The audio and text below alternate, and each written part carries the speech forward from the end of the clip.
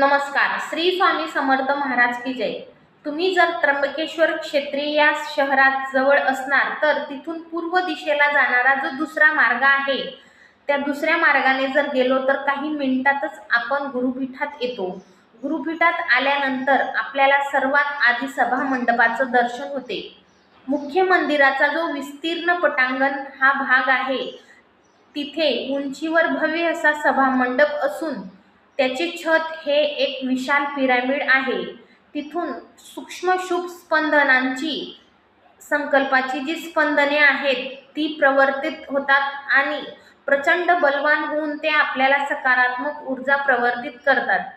या ठिकाणी या सभा मंडपामध्ये देशांतर्गत आलेल्या जे काही सर्व केंद्रांचे जे प्रतिनिधी असतात त्यांना परमपूज्य गुरु माऊली दर महिन्याच्या चौथ्या शनिवारी ग्राम अभियान प्रशिक्षण देतात.